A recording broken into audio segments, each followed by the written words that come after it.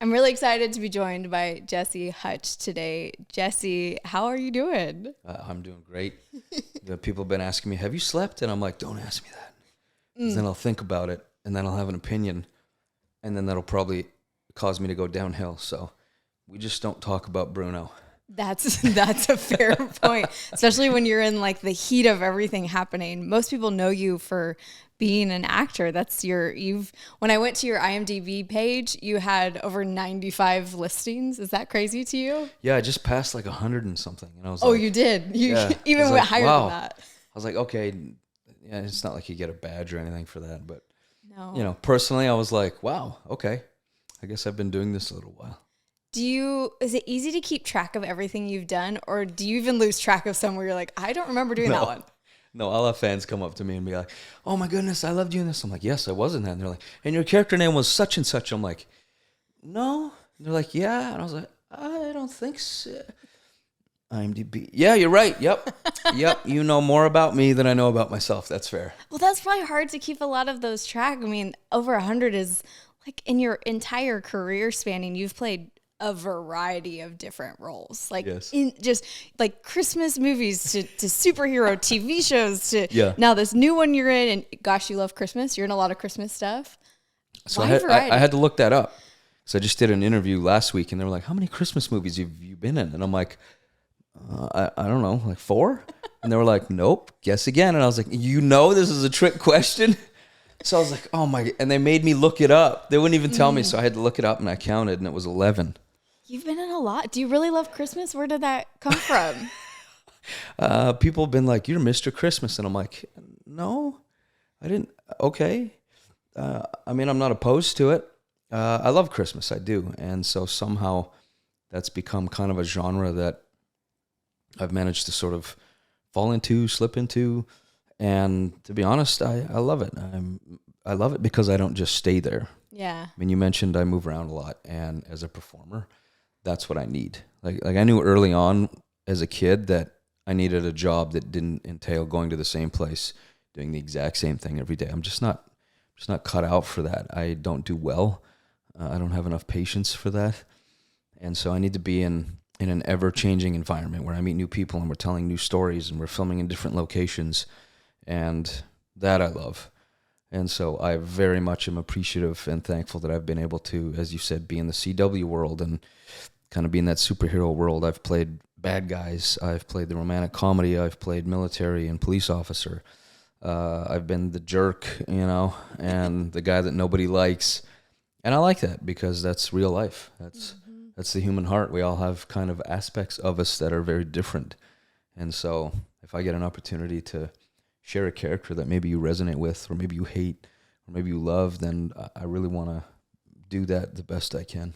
Do you ever feel like doing so many different variations of characters that they sometimes might bleed into each other, where in one moment you were really happy and this great guy, and then another where you're like, oh, I'm supposed to be mean here? Has that ever happened while you're shooting a scene and you're like, this is the wrong character? I mean, not really, because you have to stay in that character. It'd just be like super unprofessional if I kind of all of a sudden they're like, what's he doing? Like, who's that? That's not in the who is this guy? script. Was that in the script? Did he just say that? What's happening? So no, you kind of have to stay in the world. Although it was interesting recently because I went straight from the set of Homestead, the TV series. So we were just finished filming the second episode of the series, and then I literally flew straight to Northern Canada and sort of played the antagonist in a series called When Hope Calls. And so that was different because I went from playing this like really strict military guy, to super calm and cool-headed, to now I'm playing this other guy who's a little more in your face, kind of loves to push your buttons, rub it in, find whatever he can on you and show the dirt to everybody. So that was kind of a little, yes, it bled over where I was like, wait, where am I? Yeah. I was just in Utah. Now I'm in the middle of nowhere, Canada. What am I doing? What hotel am I in? Yeah. Now, that happens. I wake up in hotels and I think I'm in a different hotel.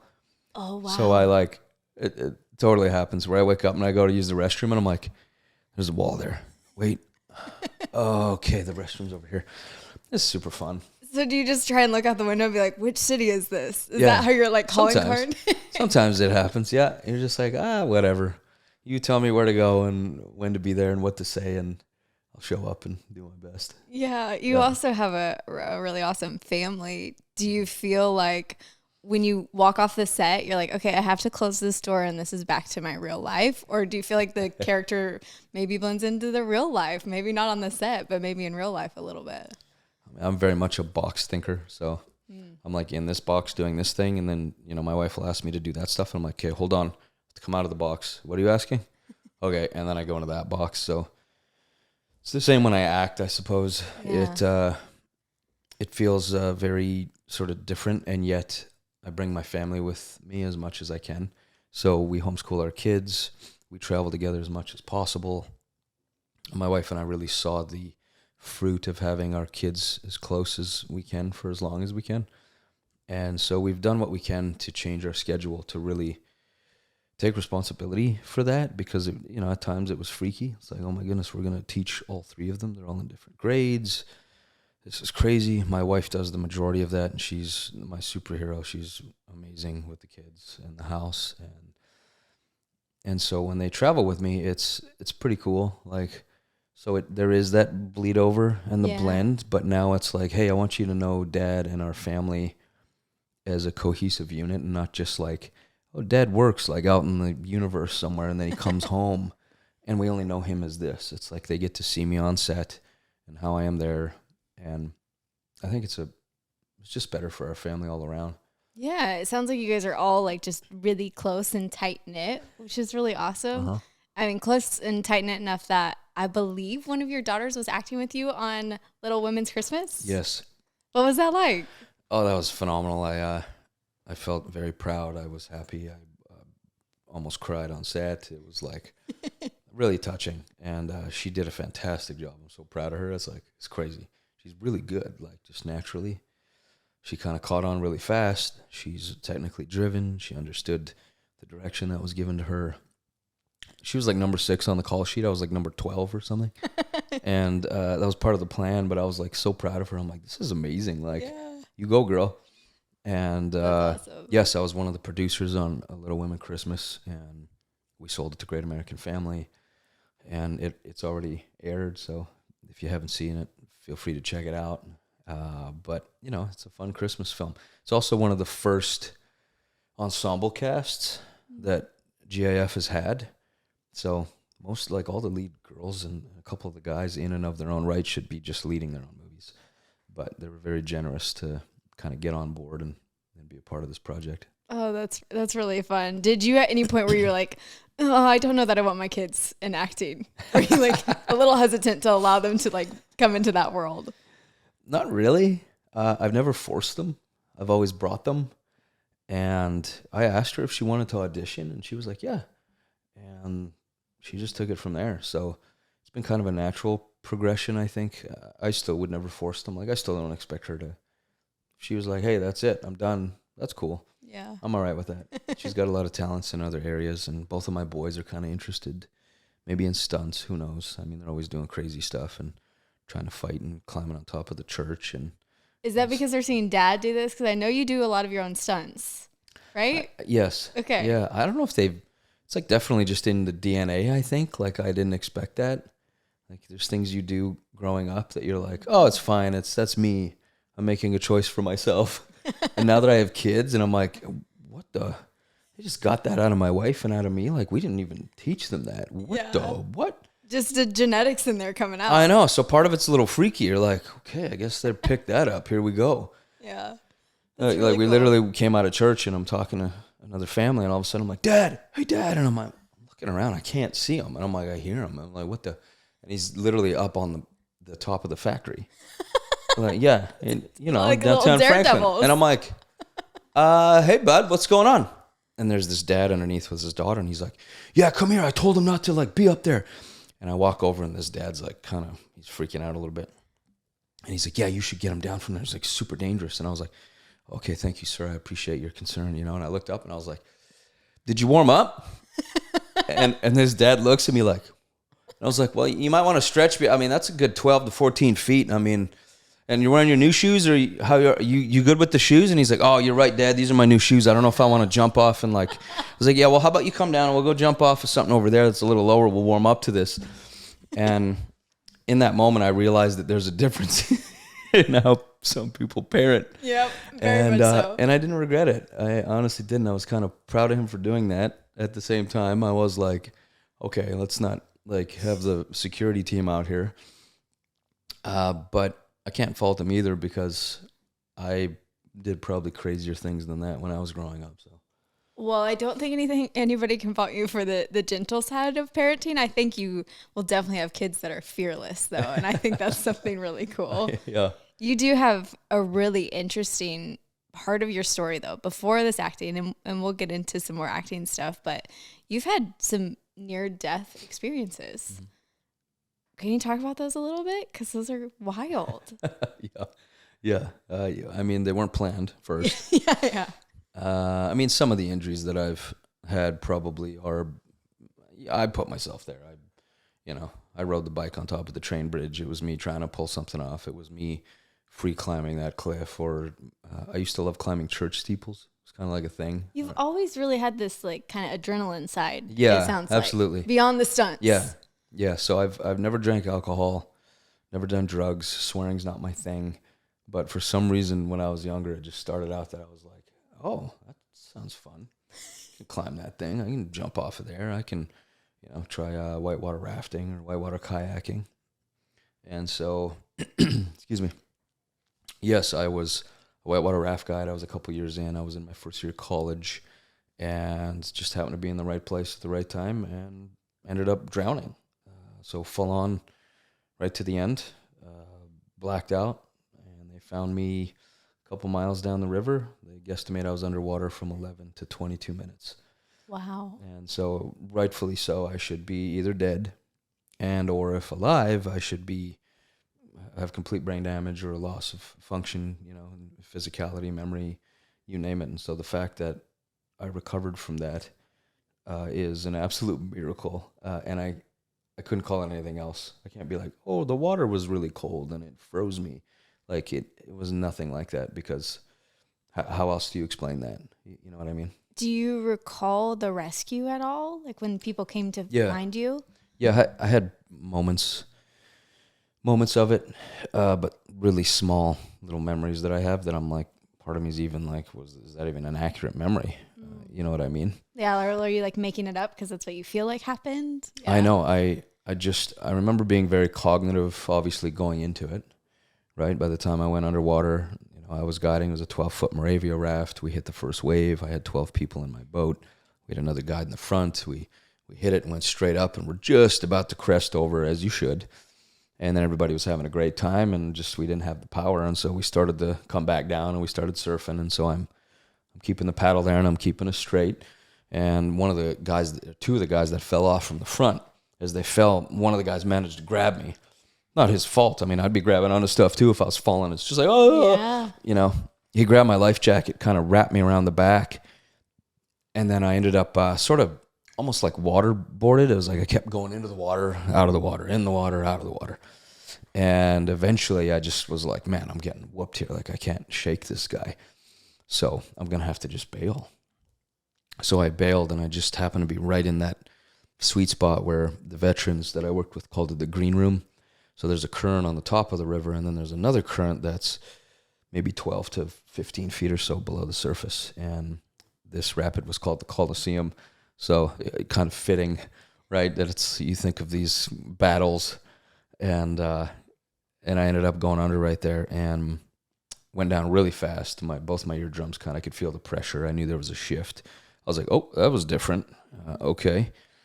Immediately tried to swim, couldn't do it.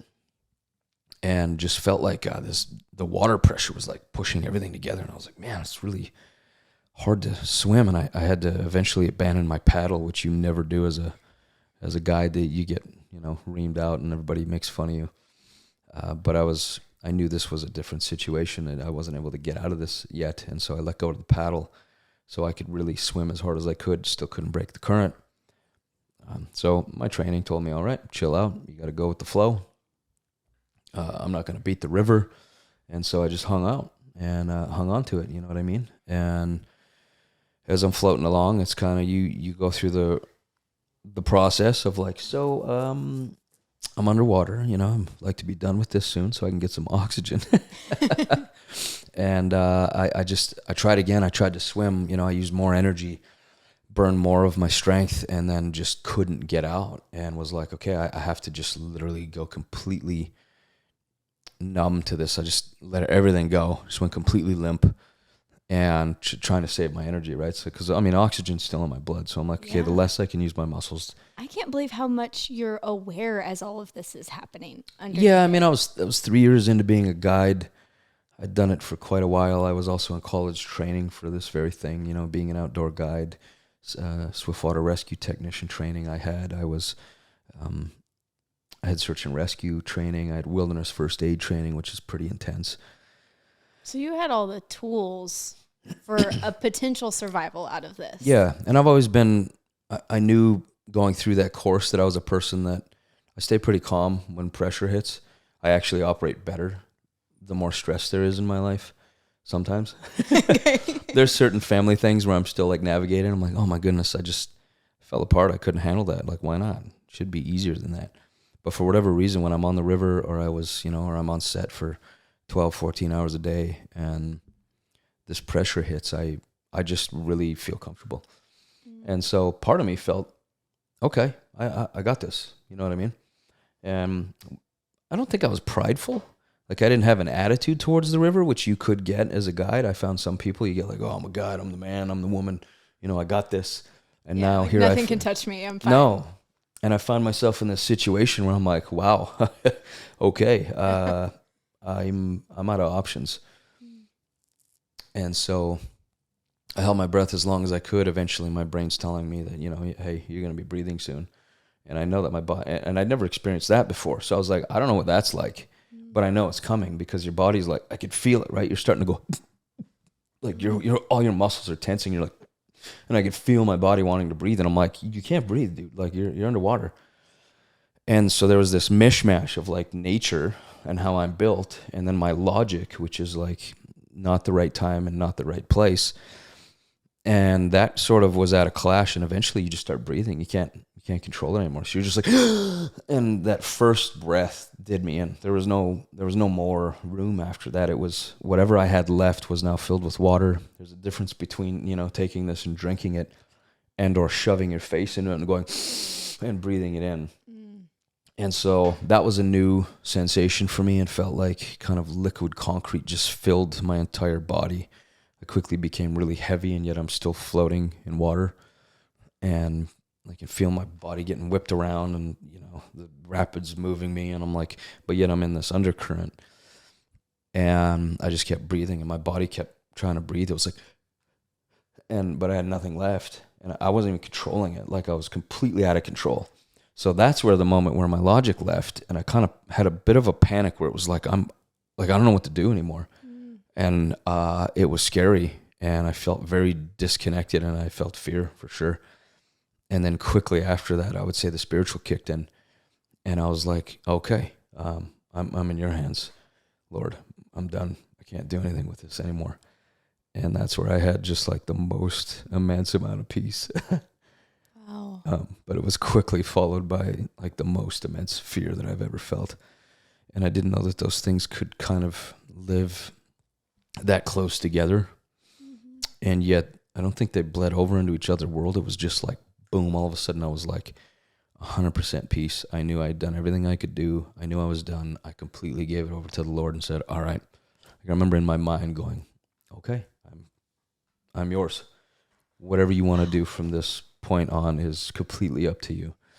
And I could hear the water, right? It was like, oh, just kind of peaceful. And then I could hear my heart. It was like, and my heart kept slowing down, and then it left. And then, I still remember it. And then the fact that you have just such vivid experience of this whole thing and yeah, that you're able to recall it, does that make it harder for you because that memory is so vivid versus you just not having any recollection and it happened to you? Or is it more important for you that you got to understand what happened? think it was a blessing that I'm able to understand what happened, because that was, my life changed dramatically after that. Um, Eventually they found me. I don't know who they were, but someone else on another rafting trip ahead of us, I believe. And then I just remember these vague images of like kind of life jackets. I remember the colors of people's life jackets, but I don't remember people specifically. And someone hitting my chest and then dragging my body, and then I remember a ceiling, and then I remember just waking up in a pressure chamber in the hospital. It's like one of those things that goes, and that was freaky because I was like, where am I? Like, and they had to, I guess, bring my equilibrium back. So find the pressure where my equilibrium kind of regrouped, and then that's my lay explanation of it. Yeah. And then they slowly brought me back because I went down too fast and I came up too fast, I think. So my ears never actually balanced out properly. There was no water left in my lungs somehow. They literally cleared me to leave pretty quick. And I went home. I think I maybe didn't go back to work for like 2 weeks. I just kind of was a little numb, I think, in life, and was like, what am I doing? Like, do I really love this? Is this really what I was made for? What's my purpose? Do I want to finish what I've been doing? I don't know. And through that, I was really afraid of water. Like, I had this fear, and I was like, I recognize that fear, and I don't want to be fearful, because Scripture says you've not been given a spirit of fear, right? But of power, love, and a sound mind. And I was like, how do I get that back? Did I even ever have it? And so I actually called up the head of our river safety. His name's Rieger, just like the manliest man you can imagine.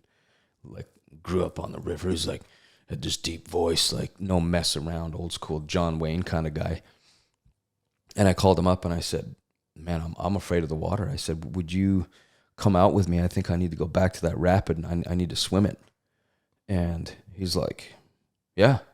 I was like, okay, well, what day and time works for you? Because he's the one with the crazy schedule, right? This is around the clock, like tourism business that's functioning. And he goes, I think maybe it was a Sunday or something. And he's like, all right, well, we got one trip in the morning. And he goes, we'll go in the afternoon. I'm like, okay. So I go out and I meet him. I park, at the end of the dirt road out on the main road. I get in his truck. He's got the safety Zodiac on the back. We don't even speak. We just drive all the way down this road. We get there. We unload this Zodiac. We put it in. He turns to me. He goes, okay, when you get up there, give me the signal. I said, okay. I walk all the way up. The sun goes away. The clouds cover it. It starts raining. No. And it gets dark as heck. And I'm like, what is this? And I'm like freaked. So I'm standing on this rock ledge overlooking the Coliseum River, or the Coliseum Rapid on the Ottawa River. The far shore is technically Quebec, Canada, and the shore I'm on is Ontario. So I'm right in the middle of this border. There's 3 standing waves that are, 6 to 15 feet apiece, and the size of this whole wall. And I'm like, okay, I'm back here again.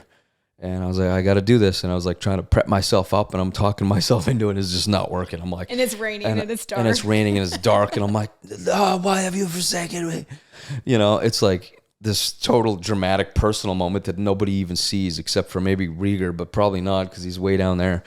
So anyway, I signal to him, and he holds up a paddle to signal back. And I'm like, okay. And the only thing I could do is I had to look at the far shore, and I had to walk off the edge. Like, literally push myself off this cliff. I couldn't even really jump. I was like, okay, I can't. So I just walked. It was probably sloppy. I landed messy. I hit the water. I come up, and I'm like, all right, that's it. We're in it. There's no way out now. Like, I ain't swimming out of this. Yeah, you just have to go through. The only way through is through. So I was like, okay, praise the Lord. Made that step. And when you're in white water, you want to either swim aggressively, or you got to get on your back, and you have to try to almost slow down a little bit. You don't necessarily want to go the exact speed of the current, so I just leaned into it and swam aggressively, head first, legs behind me, and swam as hard as I could, man. And I hit those waves, and as soon as I came up after the first wave and popped up, I was like just covered in this, like, I was freaking out. I was like, yeah, we're good. Like, there's no way I'm going to the green room this time. And I just swam that out, and I was just getting beat up, and I was loving it. And I get to the bottom and he picks me up in the Zodiac. We put the Zodiac back on the trailer. We drove all the way out and nobody said a word to each other. He got out of the truck and he walked around to the front and he just shook my hand and he got back in the truck and he drove away. And then I just wept, like just lost it. Yeah. And I was like so thankful. I still learn from that this day, to this day, that fear only has the hold on you that you let it. You know, it's not something that you can't shake. It's just something that comes to you and you have to just get through it somehow. So you have to find out what that strength is for you. And for me, it was honestly just a belief in Jesus Christ and my faith in God. And it really grew at that time, because before that it was like, yeah, I was a believer and I prayed and I had a certain love for faith. But after that, I was like, okay, something bigger is at play, because there's no way I just walk away from that and live. Like, this is and go back through a crazy current again that you had just experienced. I mean, did I need to do that? I don't know. I felt like I had to. Yeah. Well, it sounds like it was helpful for conquering a fear of something that you didn't originally have a fear for. Mm-hmm. I mean, you, much like you teach your kids, it sounds like you are very fearless. You want to try things. You want to live your life in the way that you want to live your life. Yeah. And I think that's really awesome and so beautiful. It's also hard to live fearlessly, not just for things that are adrenaline racing and your heart pounding. It's hard to be fearless in life. Yeah. And when you can be fearless in the face of things that are very dangerous like that, I think it makes the rest of it feel really small and easier to conquer. Yeah, there's definitely a character in you that's built, I think, and you don't always know that, right? I mean, how do you get experience? You have to go through something, and then you get the experience. Yeah. You never get it before. You don't get it about reading about it or talking to some friends and sort of, hashing it out. It's like you have to do it. You have to go through that hard thing. You have to go through the peak. You have to go through the valley. And when you get to the other side, then you have a change in yourself. And, my wife's lived through a number of things as well. And so at some point, we're living in Vancouver, BC, Canada, and we're 2 years into COVID. We're trying to raise 3 young kids. And it's just a gnarly time, right, for all of us. And we're like, man, this is whacked. Like, how do we raise our kids here? How do we navigate and live through this? And I had a work visa go through, and God kind of was already putting it on our hearts as a couple to be like, hey, it's time for a change. And we're like, well, what's that change? I don't know what that's going to be necessarily. Maybe we switch gears and I go somewhere else and audition for a bit, try a different market. I don't know. And so anyway, God's like, yep, pack up. We're like, okay, we're packing. Where are we going? He's like, yeah. We're like, cool. Okay, we have enough clothes. Where are we going? And he's like, yep. And we're like, okay. So, and then my lawyer calls and he goes, hey, I'm just calling to let you know that we're hearing rumors down here in LA that, Canada's going to be closing the borders to their own people and not letting them out. And I'm like, what? What are you talking about? Is that even legal? He's like, doesn't matter. We're hearing it's happening. And we're like, okay, how long? Like, is there like a date on this? And he goes, I don't know. We're hearing roughly 12 days. Wow. And we're like, okay, so we left in 6. Well, and as an actor, you need to be able to move anywhere and like navigate to all these different places. So that would have completely shut down your career unless it was in Canada. Yeah, which was, and we didn't know where we were going. So we literally just prayed, drove, stopped, and that's all we did until we drove for 2 months and 2 weeks from Vancouver, BC to Florida. Okay. Why Florida? We just kind of cut right across the whole country. We knew LA wasn't really an option. I'd already lived there in the 2000s when I was single, and I just didn't, I knew that wasn't where we were going to raise a family and be. We had friends in different places where we were like, okay, well, like, naturally, let's go try to visit some friends along the way. So we did that. My wife was friends with another girl, but she'd never met her in person, and she was in Franklin. And we're like, okay, well, we'll swing through Franklin at some point. So we drove through Franklin, Tennessee, and when we got there, it was like this immense peace just hit my wife and I. We were like, what feels like we lived here our whole lives? These people are amazing. The town is like, the sun like hits everything perfectly. What is happening? Are we just dreaming? Maybe we should go to Florida. So we went ahead to Florida, And while we're there, we're talking about Franklin, and then we're like, let's go back to Franklin. So we go back to Franklin, and then we're there another week, and we're like, okay, maybe we should go back to Texas. So we go back to Texas for Christmas, and while we're there, we're like, nope, can't shake Franklin, man. All right, let's find a place. And ultimately, we found a fully furnished place to rent, and we left Canada with 5 pieces of luggage, 1 per family, and 4 bins, and our stuff is still in a storage locker on the West Coast. It's been 3 years and 7 months almost now. Do you guys have any plans to go get it, or is it just... I've tried.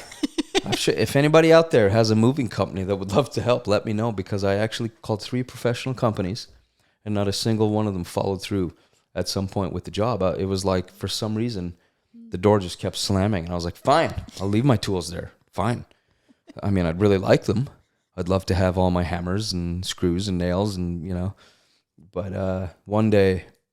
One day you might get your stuff One back. day I plan to go there. You found the city, it didn't come with all of your things quite yet. I have gone back since and narrowed everything down. Okay. So I just went in by myself and So took at least you visited it. It's still there. It's still there. Found some dead mice. Okay. Yeah, I did. I was like, oh no, sorry, sweetheart. Some of your clothes are gone. Why? Don't worry about it. It's better off she doesn't know It's that better part. off you don't see the pictures. Yes. Very good. Now, okay, so getting into acting. So this happens in your life, and then you go into acting? What was that like? Tell me that transition. I never wanted to be an actor at all. I loved movies growing up. I did. That I'll admit. I collected the posters. I enjoyed going to movie theaters. I enjoyed watching movies at home, get the VHS. That was the time I grew up. And I just kind of get whisked away on these stories, and I always loved it. So that was definitely in me, but never was I like, I'm going to be an actor. I'm going to make films. I'm going to direct and produce. No, not even on my radar. After the drowning occurred, I really started questioning, okay, what am I doing? And I had gone back to work after, because I was like, okay, I got to, keep making money somehow, because I was trying to put myself through second year college. And this ad came on the radio for something called Model Search America. If anybody ever remembers this. That sounds oddly familiar. It was a bit of a money grab, hey, pay money and you can come to the big event and maybe get discovered, you know what I mean? Mm-hmm. And it wasn't even that. I was literally just cutting carrots or something ridiculous in the kitchen. And I heard this ad come on. I was like, oh, you can model and meet, WME maybe was on there. Wilhelmina, is that a modeling agency? Yeah. I don't know, all these modeling agencies. And at the very end, it was like, you could meet the casting director for 20th Century Fox. And I was like, whoa, they got cool movies. You're just thinking about the movies you'd and I was seen. like, I can meet that guy. I was like, that's cool. I was like, maybe I'll ask some questions or something.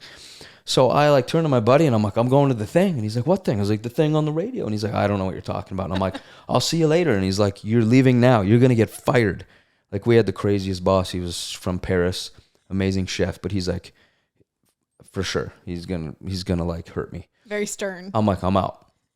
I get in my jalopy Volkswagen car that I drove, in second year college. I'm like, and I cruised to the nearest big city that this thing was happening that night. I heard it on the radio, so I was like, okay, I'm going to that hotel. I show up at this hotel. I'm wearing jeans and a t-shirt, probably pretty close to what I'm wearing now. And all these people are lined up. There's thousands of them. And I'm like, oh my goodness, what is happening right now? I was like, everybody's dolled to the max. I was like, I don't fit in here. But I'm like, whatever. I get in line. Everybody's, looking at me like, this guy has no fashion, which I didn't. And still don't really. You have a scarf on and a nice leather jacket. This is pretty new. I just bought this. Okay. And that. We're evolving. I'm evolving. It only took me, a couple decades. It's fine. I'll catch up. If anybody out there has any ideas, please send them my way. John Varvatos, actually, that's where I got this. And it's one of the best fitting coats I've ever had. I was like, this is nice. See, it's okay. Some things just have to take a little longer. I'm in. I just, it takes me a while to get there. But you obviously didn't need it. So did you get discovered at this?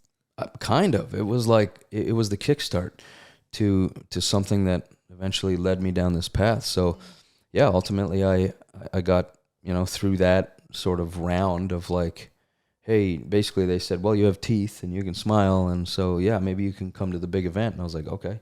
So I go to the big event and I had some pictures and I do all these runway walks, which I was like, I'm not a model. I don't know why I'm doing this. So you're like, am I just like You're just like walking like normal, probably. I just walked out and like stood there and I'm like, okay, I stay here for a couple seconds like everybody else is doing. And I walk to the end and I smile and I turn around and I leave.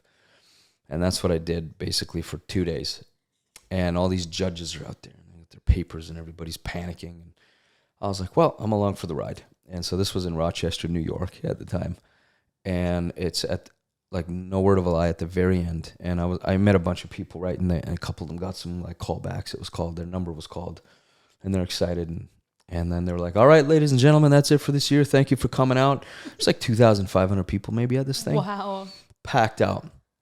And they go, oh, hold on. We got one more number. And it's like crammed in here. Like, hang on. And they open it and it's like red, 1795246, this crazy, ridiculous long number.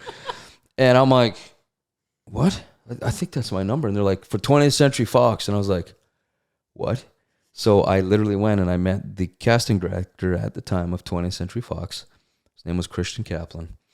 And I go in and I do this cold read for him. And he's like, who are you? Like, where are you from? Where's your accent from? Do you have any, your pictures are horrible. You're clearly green. You don't know what you're doing. Like, but there's something. That's what he said. There's something. And I'm not going to say that it'll go anywhere, but if you pursue this, maybe something would happen. And that was enough for me to just get started. And ultimately, I called his office at some point a couple months later. I started taking some improv classes that I found nearby. It was all I could find. And he was on the phone with a casting director in Vancouver, BC, and he said, how far are you from Vancouver? And I was like, 6.5 hour flight. He's like, wow. Okay, well, she's willing to see if you want to go there. I got to go, bye. I was like, huh? Okay. So I was like, all right. My best friends at the time helped me gather some money together because we're all trying to get through college. Yeah. I'm living off Mr. Noodles. And this is not at all part of any plan that you had. No plan whatsoever. I'm like, I don't know what I'm doing. I fly to Vancouver and ultimately I did a cold read audition for Corinne Mayers and Heike Brandstatter, who, they're the same people that cast the X-Men movies and the Planet of the Apes films. And so that was kind of a second little piece of breadcrumb where I went in and I did this cold read in front of all these people and I almost like pooped my pants. It was crazy. There was all these people and the lights and the mark and I'm like, I don't know what I'm doing. And I read these lines with this person that I've never met and then they're like, thank you. And I left and I was like, what just happened in there? That was like ridiculous. I flew all the way over here for 35, 40 seconds maybe. Yep. Okay, great. And they're like, thank you. We'll see you. And I leave. Well, turns out she calls me back. I go in the next day. Nobody's there. I sit down. She goes, where are you from? I was like, from Eganville, Ontario. What? Where's that? Ontario. Okay. Your pictures are horrible. Your accent's bad. You have no experience. You're clearly new to this, but there's something. And I said, okay, what do I do with that something? And she said, well, you need to move here or go somewhere where there's a market. And you need to start training and but it's up to you. I can't guarantee anything, but there's something if you want to pursue it, maybe. So again, that was another thing. And, here we are 24 and a half years later. I'm still following the breadcrumbs. And I feel like just now I'm about to start. Wow. Like I feel like it's go time. They've always called, at least like for Nashville in the music industry, it's this 10-year town. It takes artists at least 10 years to finally kind of hit their moment. And I would imagine something similar in the acting entertainment world, but even more. I mean, you're competing on multiple levels, but for you, what was the most, at this point, the most impactful acting role you feel like you've had? Impact on me or others? It can be on you or others, whatever you feel like really changed at least maybe a perspective for you or an experience for you. Maybe it was in acting and you're like, okay, this is a direction I need to take. I mean, I've developed this saying, I think, over time where it's like I give up every day, but I'm never going to quit. Because it very much feels like you're in the 12th round all the time. Like you're so close to the end and to victory, but you just aren't quite there yet. And it's been a very interesting ride. Every job has been a stepping stone that I've definitely learned from as an actor, as a human being, as a husband, as a father, as a son and a brother, and even as a stranger. Right? It teaches me how to be a member of my community, because you can't just live your life, and at least I don't think you should live your life, try to get to the end and you're the only one standing there like, I did it. If that's the case, then I don't believe you did it the right way. And so there's been a number of jobs that have definitely impacted me personally. I was in a series called Heartland. Very long-standing series, yeah. Yeah, and I played a paraplegic who ultimately was a cowboy, went off to war, ended up paralyzed from the waist down, came back, and kind of had to live through the anger and the loss of his legs and his love for horseback riding. And so I actually worked with like the para-dressage gold medalist, and I rode horses sitting on top of basketballs, and I actually got a wheelchair and went out to public and just acted like I was in a wheelchair, like not to offend anybody, but I wanted to actually get that perspective.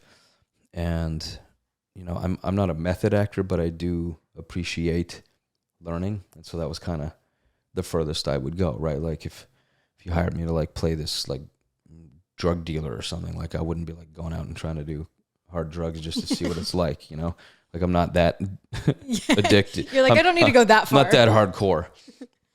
But that really taught me a lot because I started to see the perspective of other people on you. The movie that I'm in, the series I'm in right now, Homestead, this I think has been something that I'm just like real time seeing people respond to it, and it's like affecting their lives, and it has affected mine. But now I'm getting to see people in the movie theater, like I'm sitting in these red carpet premieres with people, and I'm hearing them laugh, I'm seeing them cry, I'm noticing, and then they come up after and they just share their heart with you, and you're like, wow, this is meaningful. There's something in this story that really touches people. And then as a performer, as an actor, it is a role that people are like, you fit there. That was really good to see. Is that one of the like coolest compliments you can get as an actor? Like, you fit there, like that. This makes sense. You know what I mean? Does that feel really cool for you to hear that from just strangers? Yeah, it does. We were in Salt Lake City. We did a premiere, and there was I had 3 like veterans come up to me at separate times and tell me that they thought that I served as well, and like that I played the role where it reminded them of people they serve with and guys that they were with, and some of them shared some stories of friends they lost, and that's highly impactful. I was like, that's the highest compliment, because as a performer, you really want to honor the people that you represent to the best of your ability. Like if you're playing a cook, then try to be the best cook you can be, on screen. And in this case, I'm playing a Green Beret. And so I've had the opportunity to train with Jeff Kirkham, who helped write the books Black Autumn, which Homestead is based on, and to just go out and actually hear stories from him and train with him, and actually doing live fire, and we're going from AR to pistol, and we're running these drills, and you start to get it into your body, and you feel a little bit of that world, like just a fraction of it, and you're like, wow, this is a wild ride, but I love it. That's exciting. I'm excited for everyone to see Homestead, and that's the newest project for you. Yeah. What is the little taste before we get out of here? Because you have so many things to go do and lots of more premieres to do. If people want to check out Homestead, like what would you tell them they're getting? What's the view of Homestead that they're going to get by watching? I mean, ultimately, Homestead, a series of events kick off on the West Coast. It's a nuclear bomb, and the power grid goes down, the internet's out. The world starts to fall apart a little bit, and so this follows a group of people from all walks of life that ultimately end up on a 300-acre homestead. And I play a character, Evan Lee, who's part of the security detail that's hired to protect the homestead. And so you have all those avenues. You have those who are going to protect with force. You have those that want to bring grace. You have those that want to help the people outside of the gate. You have those that are like, and you can't trust the people outside of the gate. Then you have people that maybe you can't trust, some that maybe you misread them, and so I think ultimately Homestead is for everyone. There is a character in there that I guarantee you'll connect with, and when you connect with them, we're not going to take you on a journey of fear.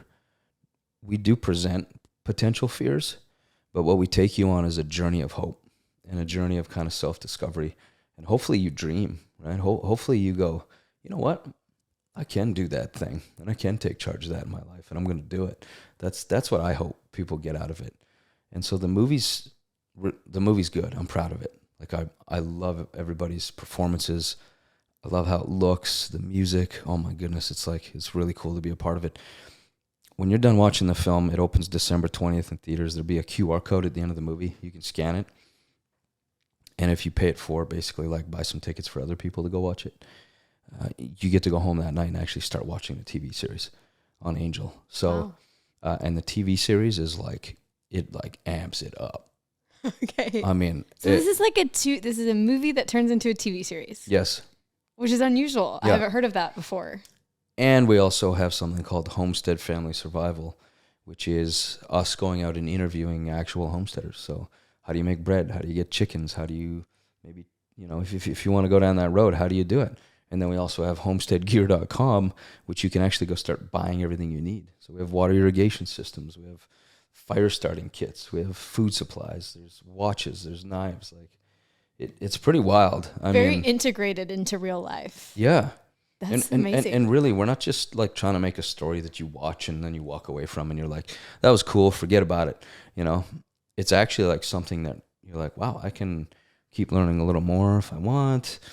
Yeah, I'd love to make bread at home. You don't have to go home and all of a sudden just put a bunker in your basement. That's not what we're presenting to you. If you want to do that, go for it.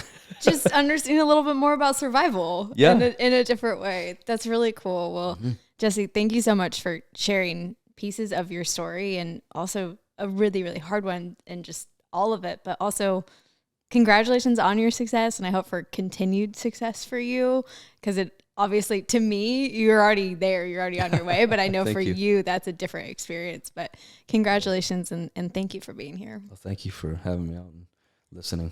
I truly think that time is one of the greatest currencies. So when someone gives their time, I just want to respect that and honor it, because once it's spent, it's literally gone. So thank you. It's true. Thank you, Jesse. So many words of wisdom. I'm going to leave here with a lot of lessons.